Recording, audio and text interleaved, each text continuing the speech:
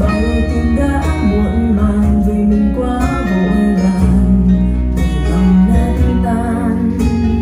Vậy mà giờ sao nói không nên lời, lệ rơi trên đôi mắt em.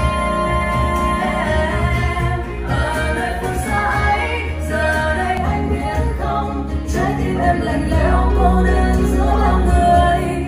Cần một làn hơi ấm, cần bờ môi khẽ run để cho em được thấy như anh đang kề bên. Khi tôi vui thì tôi khóc, khi tôi đau thì tôi khóc, sẽ chút hết những đắng cay. Một mình lặng lẽ ướt lạnh trong mưa vì em. Tình yêu tìm thấy nguyên vẹn trong đêm